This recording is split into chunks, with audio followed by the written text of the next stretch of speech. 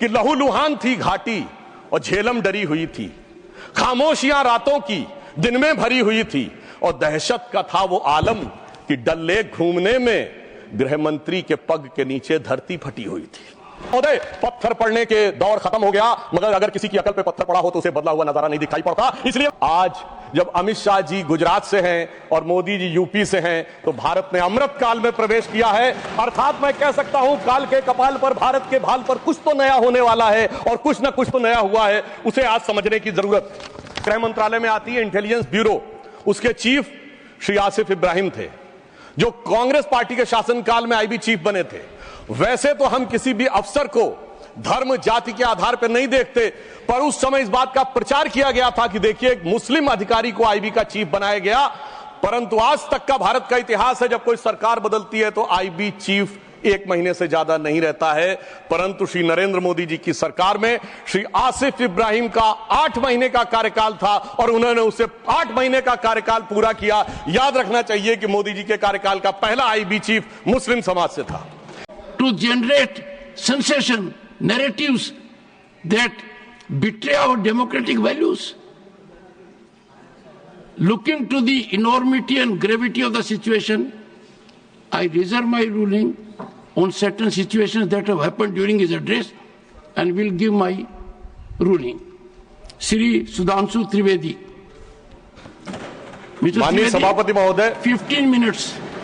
माननीय सभापति महोदय, अभी इस सदन में हमारे साथी गोखले जी द्वारा, जो भारत के उस राज्य को रिप्रेजेंट करते हैं जो फाइन आर्ट्स और गरिमा में अपना एक उच्च स्थान रखता है, जिसे बंगाली भद्र लोक कहा जाता है, परंतु आज उस इनिशिएशन के साथ मुझे लगता है उस भद्रता के साथ जो क्रूर मजाक हुआ है, उसके ऊपर बात करते हुए मैं पीड़ा के साथ अपना निवेदन प्रारंभ करता हूं। आज हम गृह मंत्रालय के विषय में चर्चा के लिए एकत्र हुए हैं और हमारी सरकार 26 मई 2014 को आने के बाद गृह मंत्रालय की टोन एंड टेनर में क्या परिवर्तन आया, इसे मैं सिर्फ 2 वानगी में बताना चाहता हूं। 26 मई 2014 के बाद आप सबको ध्यान होगा, उससे पहले बीएसएफ, जो कि गृह मंत्रालय के अंडर में आता है, पहले उधर से बहुत फायरिंग हुआ करती थी। उसके बाद पहली फायरिंग हुई तो मुझे याद है, उस समय राजनाथ सिंह जी गृह मंत्री थे। यहां पे खबर आया कि साहब, वहां से कहा जाता था फायरिंग हो तो सिर्फ व्हाइट फ्लैग दिखाना है। आपको पता है कि उस समय गृह मंत्रालय से संदेश गया बीएसएफ के डीजी को कि अब ये मोदी की सरकार है, अब व्हाइट फ्लैग नहीं दिखाया जाएगा, फायरिंग के ऊपर 4 गुना फायरिंग का जवाब दिया जाएगा। और आप सबने देखा होगा, पिछले 10 सालों में सीमा पर फायरिंग में शांति आ गई है। दूसरा उदाहरण देना चाहता हूं, जब हमारी सरकार आई 26 मई 2014 को, उस समय अभी आईबी का उल्लेख हुआ, जो गृह मंत्रालय में आती है इंटेलिजेंस ब्यूरो, उसके चीफ श्री आसिफ इब्राहिम थे, जो कांग्रेस पार्टी के शासनकाल में आईबी चीफ बने थे। वैसे तो हम किसी भी अफसर को धर्म जाति के आधार पर नहीं देखते, पर उस समय इस बात का प्रचार किया गया था कि देखिए, एक मुस्लिम अधिकारी को आईबी का चीफ बनाया गया। परंतु आज तक का भारत का इतिहास है, जब कोई सरकार बदलती है तो आईबी चीफ 1 महीने से ज्यादा नहीं रहता है। परंतु श्री नरेंद्र मोदी जी की सरकार में श्री आसिफ इब्राहिम का 8 महीने का कार्यकाल था और उन्होंने उसे 8 महीने का कार्यकाल पूरा किया। याद रखना चाहिए कि मोदी जी के कार्यकाल का पहला आईबी चीफ मुस्लिम समाज से था। यह दर्शाता है कि हम समाज के वर्गों को डर पैदा करके साथ में नहीं लेना चाहते, विश्वास पैदा करके साथ में लेना चाहते हैं। आज हमारे गृह मंत्री आदरणीय अमित शाह जी गुजरात का प्रतिनिधित्व करते हैं, प्रधानमंत्री जी उत्तर प्रदेश से प्रतिनिधित्व करते हैं। सभापति जी, यह संयोग भारत के इतिहास में 3 बार बना है। पहली बार जब सरदार पटेल गुजरात से थे और पंडित नेहरू उत्तर प्रदेश से थे, तो स्वतंत्रता का काल था। दूसरी बार लाल कृष्ण आडवाणी जी गृह मंत्री थे और अटल बिहारी वाजपेयी जी उत्तर प्रदेश से थे, तब भारत ने 21वीं सदी में प्रवेश किया था। आज जब अमित शाह जी गुजरात से हैं और मोदी जी यूपी से हैं, तो भारत ने अमृत काल में प्रवेश किया है। अर्थात मैं कह सकता हूं, काल के कपाल पर, भारत के भाल पर कुछ तो नया होने वाला है और कुछ ना कुछ तो नया हुआ है, उसे आज समझने की जरूरत। अब मैं बताना चाहता हूं कि गृह मंत्रालय ने इस दरमियान किस किस प्रकार से कार्य किए। मैं 3 प्रकार के कार्य बताना चाहता हूं। एक, वो कार्य जो पिछली सरकारें भी कर रही थी, वो हमने करके दिखाया। दूसरा, वो कार्य जो पिछली सरकारें कर ही नहीं सकती थी, सोच नहीं पाई, वो करके दिखाया। और तीसरे वो कार्य हैं जिसपे पिछली सरकारों ने एड़ी चोटी का जोर लगा दिया कि नहीं हो सकते, वो भी करके दिखाया। पहली श्रेणी में वो कार्य हैं, यानी मैं मानता हूं दूसरी सरकारों ने भी प्रयास किया होगा कि आतंकवाद की घटनाएं कम हो और अपराध की घटनाएं कम हो। तो मैं बताना चाहता हूं, आतंकवाद की जो कुल घटनाएं जून 2004 से 14 के बीच में 7214 थी, जो 14 से 2024 के बीच में 2240 है, 69% की कमी आई है। कुल मृत्यु जो नागरिकों की और सिक्योरिटी फोर्सेस की होती थी, उसमें 68% की कमी आई है। नागरिकों की जो मृत्यु होती थी उसमें 81% की कमी आई है। सिक्योरिटी कोर्सेस में जो फोर्सेस की जो मृत्यु होती थी उसमें 46% की कमी आई है। और मैं एक महत्वपूर्ण बात बताना चाहता हूं, स्टोन पेल्टिंग के इंसिडेंसेस 2010 में 2654 थे, अब 0 हैं। ऑर्गेनाइज हड़ताल 0 है, स्टोन पेल्टिंग 0 है, स्टोन पेल्टिंग में जख्मी होने वाले 0 हैं। सभापति महोदय, पत्थर पड़ने के दौर खत्म हो गया, मगर अगर किसी की अकल पे पत्थर पड़ा हो तो उसे बदला हुआ नजारा नहीं दिखाई पड़ता। इसलिए मैं कहना चाहता हूं, चश्मा उतारो फिर देखो यारो, दुनिया नई है, चेहरा पुराना। महिला सुरक्षा के लिए एक अलग प्रभार बनाया गया। 2018 में इंटीग्रेटेड हेल्पलाइन बनाई गई और 181 हेल्पलाइन को राज्यों और केंद्र शासित प्रदेशों के साथ जोड़ा गया। फोरेंसिक को मजबूत करने के लिए प्रदेश में डीएनए विश्लेषण और साइबर फोरेंसिक की लैब्स भी बनाई गई। मॉडर्नाइजेशन करने के लिए 80 करोड़ की एक अलग मंजूरी दी गई। फोरेंसिक इकोसिस्टम को बेहतर बनाने के लिए 7 नई फोरेंसिक प्रयोगशालाएं बनाने की बात हुई, और जिसमें यूपी, बिहार, उड़ीसा, राजस्थान, छत्तीसगढ़, तमिलनाडु और केरल में, और इसके अतिरिक्त पुणे, गुवाहाटी, भोपाल और कोलकाता की लैब्स को और इंप्रूव करने का कार्य किया गया। ये वो कार्य है जो पिछली सरकारों ने सोचा नहीं था वो कर पाए। मैं उदाहरण देना चाहता हूं, एक है सीएए का उदाहरण अभी हमारे साथी ने दिया। मैं याद दिलाना चाहता हूं, इसी संसद में एक वो दौर था जब इनकी नेता ममता बनर्जी जी ने भारत के इतिहास में इकलौती बार जब चेयर के ऊपर फाइल फेंकी थी, किस बात को लेकर कि बांग्लादेशी घुसपैठियों के बारे में चर्चा करने का मौका नहीं दिया जा रहा है। और आज मैं कहना चाहूंगा, कितना बड़ा बदलाव दिखता है कि जिन लोगों ने इतना बड़ा कार्य किया था वो आज कितना पीछे हट गए। इसे कहते हैं कि वक्त के साथ इंसान कैसा बदलता है। सीए पे मैं कहना चाहूंगा, सीए गृह मंत्रालय का विषय है, नागरिकता, और यह एक संसद के द्वारा पारित कानून था, परंतु राज्य विधानसभाओं ने उसके खिलाफ प्रस्ताव पारित कर दिया। यह सरासर कानून का उल्लंघन था, सरासर संविधान का उल्लंघन था, और मैं कह सकता हूं इसके द्वारा संविधान खतरे में था। दूसरा मैं उदाहरण देना चाहता हूं, यूएपीए का चेंज किया गया, यानी अब केवल एक संगठन आतंकवादी नहीं होगा, कोई व्यक्ति आतंकवादी होगा तो उसको भी आतंकवादी माना जाएगा। एनआईए एक्ट में आतंकवाद की परिभाषा स्थापित की गई। मृत्यु दंड पर यह संशोधन किया गया कि क्षमा याचना केवल संबंधित व्यक्ति ही कर पाएगा, दूसरा नहीं कर पाएगा। आपदा के लिए विशेष धनराशि की व्यवस्था की गई, और नक्सलवाद को समाप्त करने में अभूतपूर्व सफलता हमें मिली है। अभी दिसंबर के महीने में हमारे गृह मंत्री अमित शाह जी नक्सलवाद प्रभावित क्षेत्र में सीआरपीएफ के कैंप में पूरी रात गुजार कर आए हैं। जो लोग ये कहने का प्रयास करते हैं कि इसको डर और किससे वो, उससे उनको समझने का प्रयास करना चाहिए। अब वो दौर चले गए सभापति महोदय। मुझे याद है 6 अप्रैल 2010 को दंतेवाड़ा में 76 सीआरपीएफ के जवान शहीद हो गए थे, और उसके बाद ऐसे ही समाचार आते थे कि देश के कुछ विश्वविद्यालयों में शहीद जवानों के प्रति नहीं, नक्सलवादियों के समर्थन में कार्यक्रम हो रहे थे। वो दौर अब समाप्त हो गया। अब तीसरी श्रेणी में बताना चाहता हूं, वो काम आते हैं, किए हैं गृह मंत्रालय ने, जो पिछली सरकारें कहती रही कि ये नहीं हो सकता, नहीं हो सकता, वो करके दिखाया। धारा 35A, धारा 370। मैं कह सकता हूं जब सरदार पटेल गृह मंत्री थे, राज्यों का महकमा उनके पास था, वो कश्मीर की कसक जो रह गई थी, वो कसक अगर आज समाप्त हुई है तो अगस्त 2019 में अमित शाह जी के शासनकाल में वह समाप्त हुई है। मैं कहना चाहता हूं, श्यामा प्रसाद मुखर्जी जी ने पहला बलिदान दिया था रावी के तट पर 26 जनवरी 1930 को। कांग्रेस के लाहौर अधिवेशन में स्वराज्य की शपथ ली गई थी, पर वो शपथ अधूरी रह गई थी। तो सरदार पटेल के दिल में कसक थी, श्यामा प्रसाद मुखर्जी जी का बलिदान था, और अटल जी के दिल में वेदना थी। उन्होंने कहा था 15 अगस्त का दिन कहता आजादी अभी अधूरी है, सपने सच होने बाकी हैं, रावी की शपथ न पूरी है। परंतु वो शपथ किसने पूर्ण की? प्रधानमंत्री श्री नरेंद्र मोदी जी के नेतृत्व में हमारे वर्तमान गृह मंत्री श्री अमित शाह जी ने उसको पूरा किया। और इसी के साथ मैं एक पंक्ति में कहना चाहूंगा, इतना बड़ा परिवर्तन भारत के इतिहास में आया कि अपनी सरकार की तरफ से और प्रधानमंत्री जी की तरफ से कि दर्द की रात गई, गम के जमाने भी गए और मोदी जी के हिम्मत से कई दाग पुराने भी गए। इसके अलावा जो कश्मीर में बड़ा परिवर्तन आया, मैं एक उदाहरण बताना चाहता हूं। अभी हमारे साथी ने डर का उल्लेख किया, तो मैं बताना चाहता हूं 10 सितंबर 2024 को भारत के पूर्व गृह मंत्री सुशील कुमार शिंदे जी का बयान था कि मैं गृह मंत्री के रूप में जाता था तो डल लेक में मैं गृह मंत्री के रूप में होता था और डर के मारे उनकी क्या हालत होती थी, वह शब्द संसदीय नहीं है। तो मैं अपनी स्वरचित पंक्ति में कहना चाहूंगा, हमारे साथी सब समझ जाएंगे कि लहूलुहान थी घाटी और झेलम डरी हुई थी, खामोशियां रातों की दिन में भरी हुई थी और दहशत का था वो आलम कि डल लेक घूमने में गृह मंत्री के पग के नीचे धरती फटी हुई थी। और आप समझिए आज हमारी स्थिति यह है कि हमारे गृह मंत्री वो हैं जिनको देखकर आतंकवादियों की छाती फटने लगती है और आतंकवाद के समर्थन करने वालों के छाती में दर्द होने लगता है। सभापति जी, मैं कहना चाहता हूं, उनकी सरकार और हमारी सरकार में यह अंतर था जो भारत की परंपरा में है। उन्होंने बहुत दिन नाग पंचमी की, नागों को दूध पिलाया।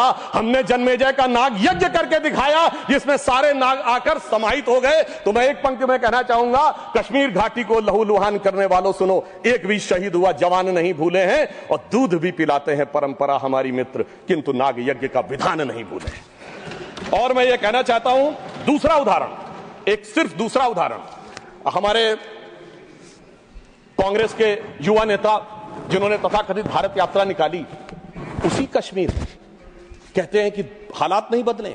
इस पूरे देश ने वो दृश्य देखा जब भैया और बहन दोनों सुरक्षित वातावरण में मधुर मनोभावों के साथ बर्फ के गोले के साथ खेलते नजर आ रहे थे। और ये वही कश्मीर था जहां उनके गृह मंत्री के पैर के नीचे धरती फटी जा रही थी। इतना बड़ा बदलाव भी दिखाई नहीं पड़ता।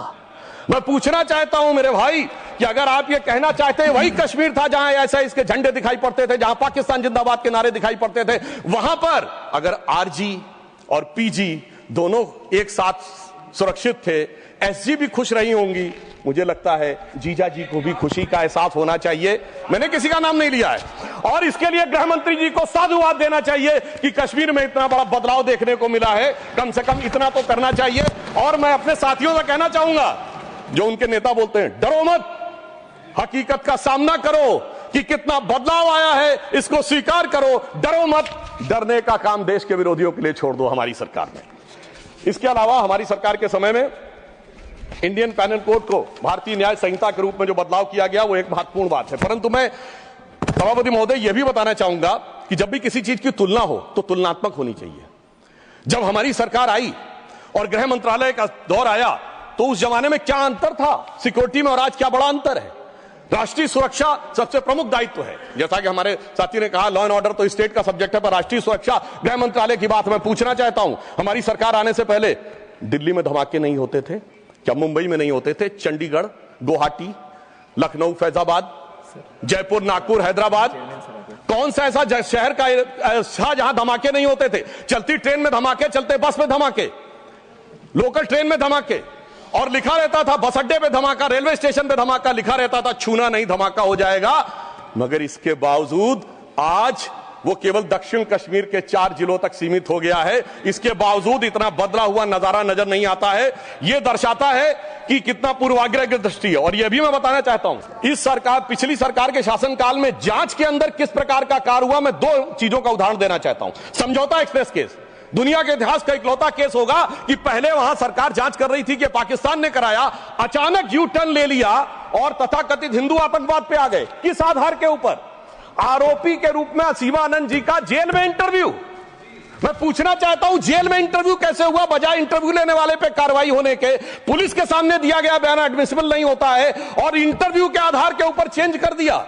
जबकि डेविड कोलमैन हेडली की तीसरी पत्नी फौजिया का अमेरिका में दिया इंटरव्यू है जिसमें सीधे सीधे उसने कहा कि यह पाकिस्तान का इन्वॉल्वमेंट था। दूसरा उदाहरण देना चाहता हूं, इशरत जहां केस। यह दुनिया के इतिहास में इन्वेस्टिगेटिव एजेंसी में एक अद्भुत उदाहरण होगा कि पहले भारत की आईबी और सीबीआई दोनों कह रही थी कि इशरत जहां आतंकवादी है, फिर अचानक सीबीआई ने स्टैंड चेंज कर दिया और कहा वो आतंकवादी नहीं है, मगर सभापति महोदय आईबी चीफ कहते रहे कि वो आतंकवादी है। यानी ऐसा विचित्र उदाहरण था कि एक ही सरकार की दो एजेंसी एक दूसरे के खिलाफ बोल रही थी, और जब हमारी सरकार आई और वो हलफनामा बदलने का आधार पूछा गया तो सभापति महोदय फाइल गायब थी।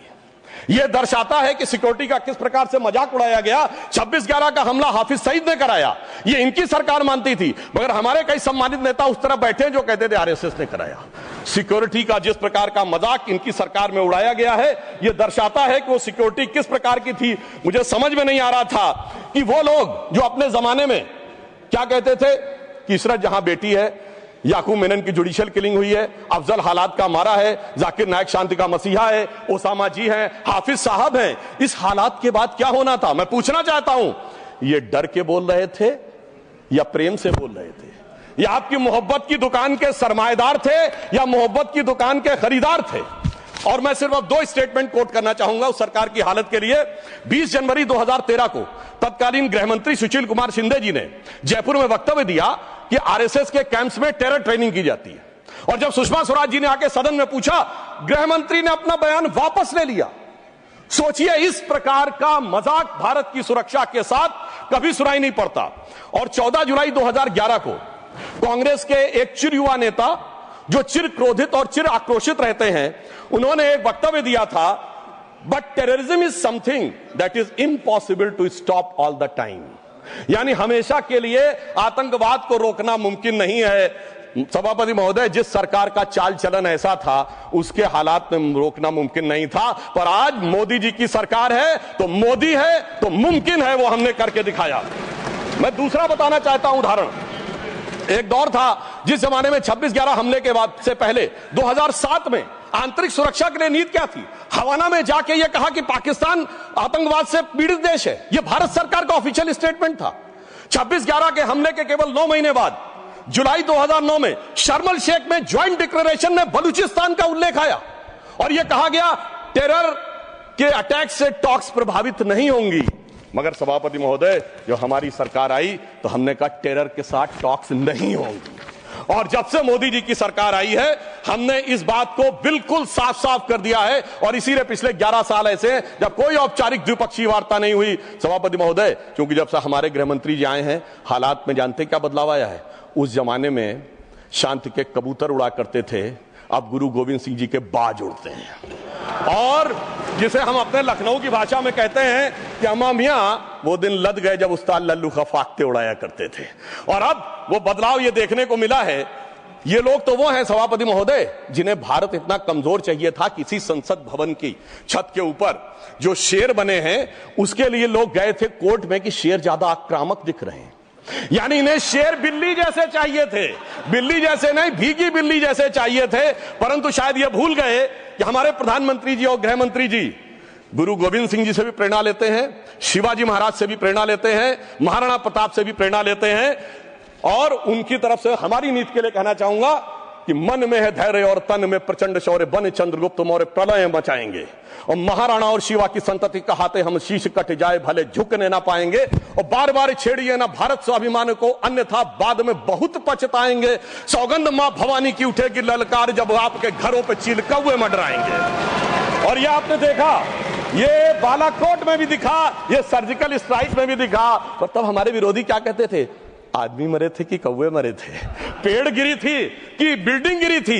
इस प्रकार के मजाकिया बात करने वाले लोगों को मैं बताना चाहता हूं कि भारत की व्यवस्था, अभी एक विषय का उल्लेख आया हमारे साथी ने, मैं एक बात पूछना चाहता हूं। वोटर डुप्लीकेशन की बात हमारे विरोधी उठाते हैं।